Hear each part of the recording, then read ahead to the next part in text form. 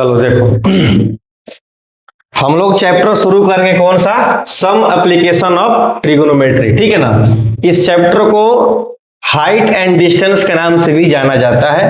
इसमें जितने भी टॉपिक कवर करने हैं मैंने सारे यहाँ लिख दिए हैं। जैसे पहला टॉपिक है इंट्रोडक्शन। हम लोग यहाँ सम एप्लीकेशन ऑफ ट्रिगोनोमेट्री में का क्या मुख्य योग है, क्या इसका यूज है, हम इसके बारे में यहाँ इंट्रोडक्शन समझेंगे। उसके बाद लाइन ऑफ साइट क्या होता है, एंगल ऑफ एलिवेशन क्या होते हैं, एंगल ऑफ डिप्रेशन क्या होता है, right triangle and trigonometric ratio कि यहाँ पर किस प्रकार से यूज है, और क्वेश्चंस को सॉल्व करने का हमें यहाँ पर स्टेप पता होना चाहिए।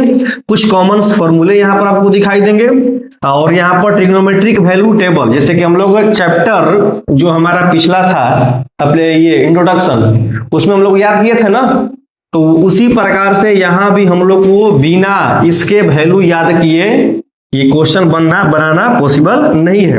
उसके बाद रियल लाइफ एप्लीकेशन, क्या हमारे रियल लाइफ में इसका यूज है ये हम समझेंगे।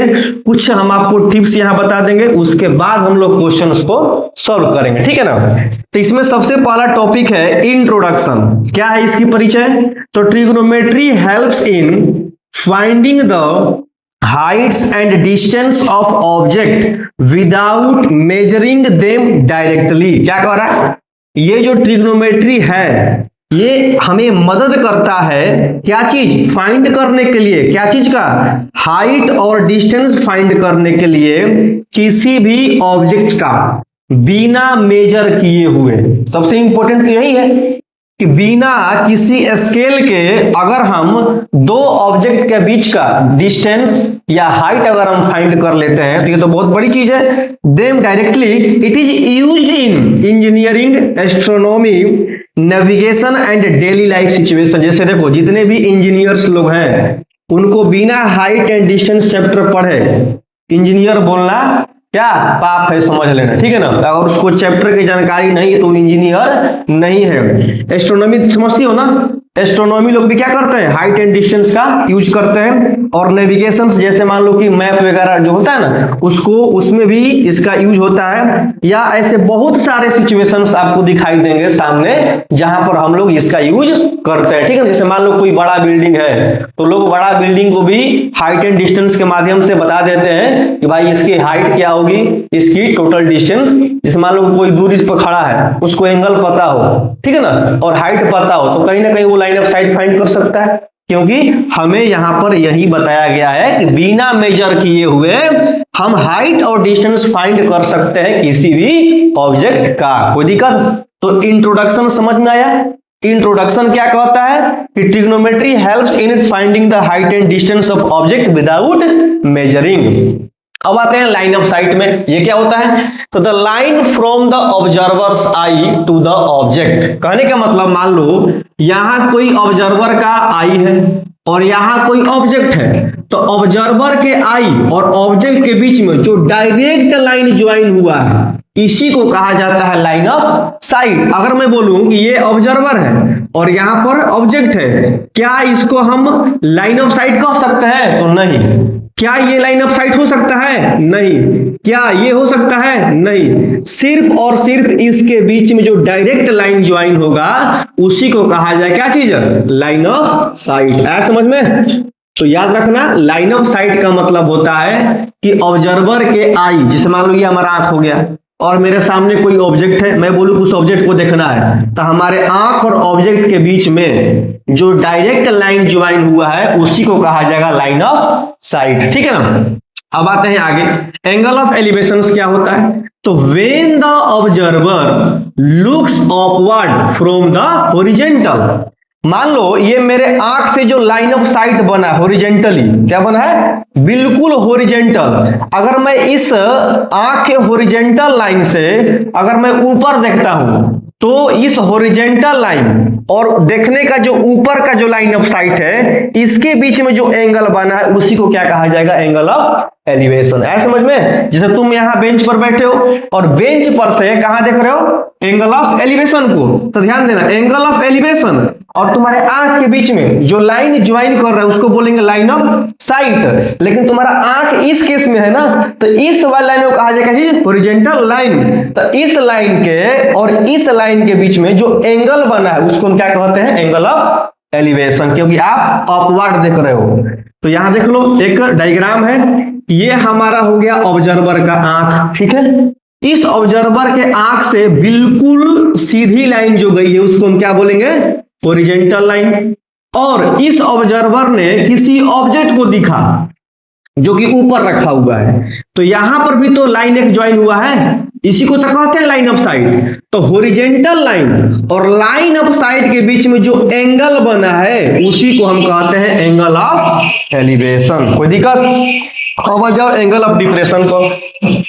When the observer looks downward from the horizontal, अब इसी हॉरिजॉन्टल लाइन से मैं बोलूं कि नीचे देखो, तो जब तुम नीचे देखोगे तो नीचे में जहां तुम देख रहे हो वहां से तुम्हारे आंख के बीच में एक डायरेक्ट लाइन ज्वाइन हुआ है, उसको कहा जाएगा लाइन ऑफ साइट। और उस लाइन ऑफ साइट और इस हॉरिजॉन्टल के बीच में जो एंगल बना है उसको हम क्या बोलते हैं? Angle of depression. जैसे यहां देखो, ये मान लो ऑब्जर्वर का आंख है, ठीक है, ये ऑब्जर्वर का आंख है और यहां से ऑब्जेक्ट यहां रखा हुआ है।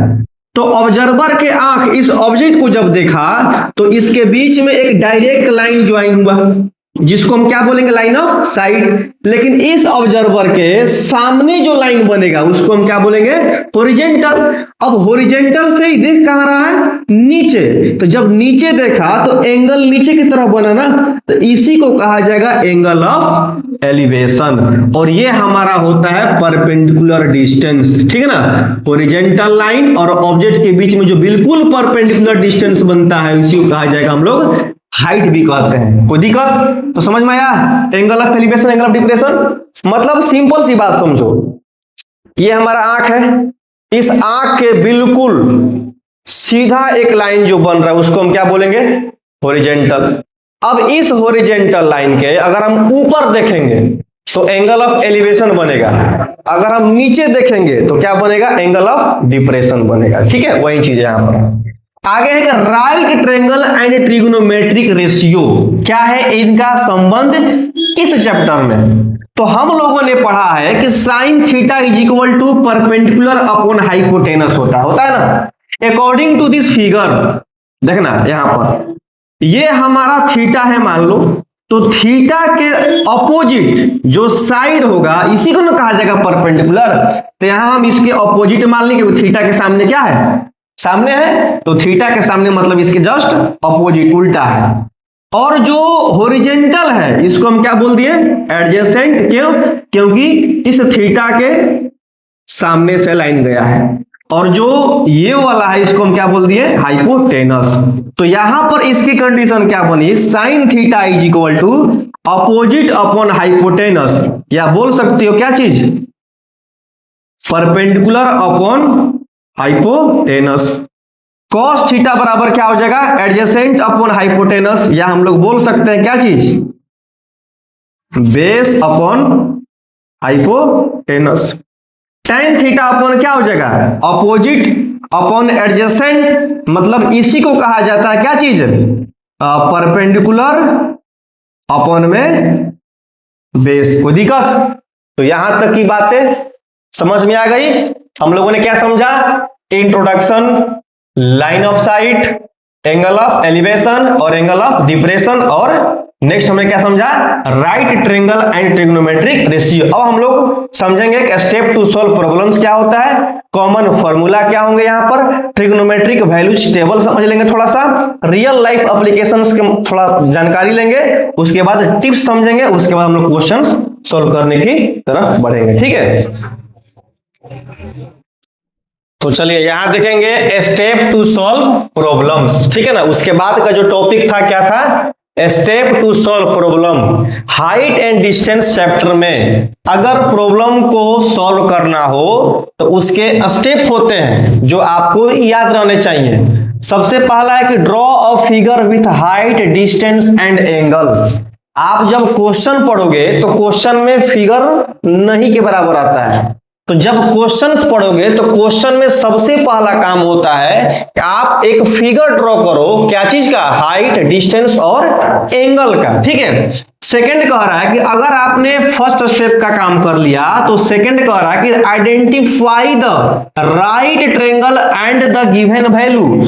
उसके बाद तुम आइडेंटिफाई करो कि राइट ट्रायंगल कहां है और उनके वैल्यूज कहां कहां दिए हुए हैं। उसके बाद कह रहा है कि choose the correct trigonometric ratio. अब इतना काम करने के बाद अब देखो कि क्या दिया है, क्या लाना है, उसके अकॉर्डिंग तुम एक रेशियो चूज करो। कि मान लो कि हाइट दिया है और हमारा बेस निकालना है, तो अब तुम रेशियो चूज करो कि भाई हाइट और बेस का ऐसा कोई रिलेशन है, तो है हाइट मतलब परपेंडिकुलर, ठीक है, तो परपेंडिकुलर अपॉन बेस किसका रेशियो है, कहीं ना कहीं tan थीटा का है। इसी प्रकार से हम लोग अकॉर्डिंग टू गिवन हाइट और डिस्टेंस और एंगल हम लोग सिलेक्ट करेंगे कि भाई ये कौन से रेशियो के माध्यम से हमारा फाइंड होगा। उसके बाद करेंगे सब्स्टिट्यूट वैल्यूज एंड सॉल्व। जब इतना काम हो जाए तो हमको उसमें वैल्यू को सब्स्टिट्यूट कर देना है और फाइनली हमें क्या कर देना है, सॉल्व करना है। सबसे इंपॉर्टेंट बात, right the answer with correct units. बहुत लोग यूनिट्स गलत लिख देते हैं। मान लो कहीं दिया है 2 मीटर और कहीं दिया है 400 सेंटीमीटर, तो लोग 2 मीटर को समझकर और 400 सेंटीमीटर समझकर बनाकर आगे सॉल्व कर लेते हैं, गलत हो जाएगा। उसमें काम होगा आपको यूनिट्स को सेम करना। क्या करना, यूनिट्स को सेम करना। अब है कॉमन फॉर्मूला। कॉमन फॉर्मूला में आपको 2 बातें याद रखनी है। अगर हाइट फाइंड करना हो तो इसके लिए फॉर्मूला होगा डिस्टेंस इनटू में tan थीटा, ठीक है। अगर डिस्टेंस फाइंड करना हो तो इसके लिए फॉर्मूला होगा height divided by tan theta. उसके बाद का टॉपिक है ट्रिग्नोमेट्रिक वैल्यू। हम लोग पिछले क्लास में भी पढ़े हैं और यहां भी समझेंगे। तो यहां पर हमने केवल लिखा है साइन का सारा वैल्यू, कॉस का सारा वैल्यू और tan का सारा वैल्यू। हमने कॉट सेक कोसेक का नहीं लिखा है, इसलिए कि साइन का अपोजिट कोसेक होता है, कॉस का अपोजिट सेक होता है और tan का अपोजिट कॉट होता है। और रही बात, सबसे अधिक क्वेश्चन आपका साइन कोस tan से ही सवाल करता है, इसलिए इसको ज्यादा याद रखना सही रहेगा। तो साइन 0 का वैल्यू 0, साइन 30 का वैल्यू 1/2, साइन 45 डिग्री का वैल्यू 1/√2, साइन 60 डिग्री का वैल्यू √3/2 और साइन 90 का वैल्यू 1। cos 0 का वैल्यू 1 होता है, cos 30 का वैल्यू √3/2 होता है, cos 45 डिग्री का वैल्यू 1/√2 होता है, cos 60 डिग्री का वैल्यू 1/2 होता है और cos 90 का वैल्यू 0 होता है। tan 0 डिग्री का मान 0 होगा, tan 30 डिग्री का मान 1/√3 होगा, tan 45 डिग्री का मान 1 होगा, tan 60 डिग्री का मान √3 होगा और tan 90 डिग्री का मान नॉट डिफाइंड होता है, मतलब पॉसिबल नहीं है फाइंड करना। क्यों? क्योंकि 1/0 होगा और 1/0 नॉट डिफाइंड माना गया है। चलिए आगे देखिए, हमने यहां पर और 3 नहीं लिखा है। तो मान लो साइन का अपोजिट कोसेक होता है, तो मैं अगर बोलूं कि साइन 0 का वैल्यू 0 है, तो बताइए कि कोसेक 0 का वैल्यू क्या होगा। तो हमें पता है क्या चीज, कि साइन थीटा बराबर होगा 1 में कोसेक थीटा। अगर साइन 0 का मान 0 तो कोसेक 0 का मान क्या होगा, 1 में साइन 0। क्या हो जाएगा, 1 में साइन 0। सिंपल सी बात है। उसी प्रकार से आप लोग सब कर लेना यहाँ पर। इसके बाद real life application use to find. देखिए, जब हम लोग रियल लाइफ एप्लीकेशन देखेंगे तो आपके एग्जाम में 99% चांस है कि आपके क्वेश्चन इन्हीं में से पूछने वाला है। जैसे पहला मैंने लिखा है कि हाइट ऑफ टावर, बार बार एग्जाम में पूछता है height of tower, height of tree, height of building, बार बार पूछेगा आपको। उसके बाद हो सकता है पूछ दे डिस्टेंस बिटवीन शिप और माउंटेन, मतलब दो ऑब्जर्वर्स के बीच में या 2 ऑब्जेक्ट्स के बीच में क्या पूछ दे, डिस्टेंस। तो यहां पर ज्यादा चांस है कि शिप बोल देता है कि 2 शिप के बीच की डिस्टेंस क्या है, 2 माउंटेन्स के बीच की डिस्टेंस क्या है, ठीक है ना। उसके बाद आपसे पूछता है कि angle of elevation of the sun. जैसे पूछता है कि मान लो कि तुम कितने डिग्री पर देख रहे हो सूर्य को, और सूर्य से इतने डिस्टेंस पर हो तो बताओ कि कितने डिग्री का एलिवेशन बना, मतलब कि एंगल ऑफ एलिवेशन की जानकारी आपसे मांगता है, किसमें, ऑफ द सन का। उसके बाद है position of aeroplane and light house, ये भी पूछता है क्या है पोजीशन एरोप्लेन का, क्या है पोजीशन लाइट हाउस का, लाइट हाउस का, मतलब इनमें से ही आपको क्वेश्चंस करेगा, ठीक है। अब इसके टिप्स क्या है, इसको याद रखना है, एग्जाम के लिए बहुत ज्यादा ये इंपॉर्टेंट हो जाता है, ठीक है। पहला है ऑलवेज ड्रॉ अ डायग्राम। देखो हाइट एंड डिस्टेंस क्वेश्चन का जब कोई भी आता है आपके एग्जाम में तो सबसे पहला काम तुम डायग्राम बनाओ, क्या करो, डायग्राम बनाओ, क्वेश्चंस पढ़ते जाना है, डायग्राम्स बनाते जाना है। आगे है angles are measured from the horizontal line. Angles को मेजर कहां से करना है, हॉरिजॉन्टल लाइन से करना है, दिमाग में रहेगा, एंगल को मेजर कहां से करना है, हॉरिजॉन्टल लाइन से करना है। यूज सेम यूनिट, सारा काम करने के बाद अगर हमारी यूनिट्स सेम न रहे तो सारा मेहनत बेकार। इसीलिए अगर मीटर में दिया है तो सारी मीटर में ही काम करो, अगर सेंटीमीटर में दिया है तो सारा सेंटीमीटर में ही काम करो। यूज पाई इक्वल टू 22/7, बार बार एग्जाम में पूछेगा, क्वेश्चंस में आएंगे तो पाई का मान या तो 22/7 यूज करो और नहीं तो 3.14। कब यूज करना है, जब आपको जरूरत पड़े, जब आपसे क्वेश्चन में कहे कि यूज 22/7 या यूज 3.14, तब, अपने से नहीं। Right the final answer with proper unit, सारा काम करने के बाद मैं फिर से बोल रहा हूं कि फाइनल आंसर जब लिखो तो लास्ट में जो उसका प्रॉपर यूनिट है उसको जरूर वहां पर मेंशन करो। यह है आपके चैप्टर का कंसेप्ट हाइट एंड डिस्टेंस। अगर इस चैप्टर को, कंसेप्ट को अगर ढंग से पढ़ लो तो 2026 का पेपर में बहुत ज्यादा योगदान आएगा, 99%। बाकी 1% आपका यहाँ पर एफर्ट लगेगा कि आप कितना मेहनत कर रहे हो। तो हम लोग आज समझे क्या चीज, step to solve, common formula, trigonometric value, real life application, quick tips, और इससे पीछे हम लोगों ने पढ़ लिया है। ये हमारा कंसेप्ट है। इन सारे कंसेप्ट को जानने के बाद हम लोग अब लास्ट काम क्या करेंगे, 2026 के जो इंपॉर्टेंट क्वेश्चन होंगे उसको करेंगे। अब क्वेश्चंस बनाना है और पीछे बार बार कंसेप्ट को रिवाइज करते रहना है, तभी आपका पेपर अच्छा जाएगा, नहीं तो राम भरोसे, ठीक है।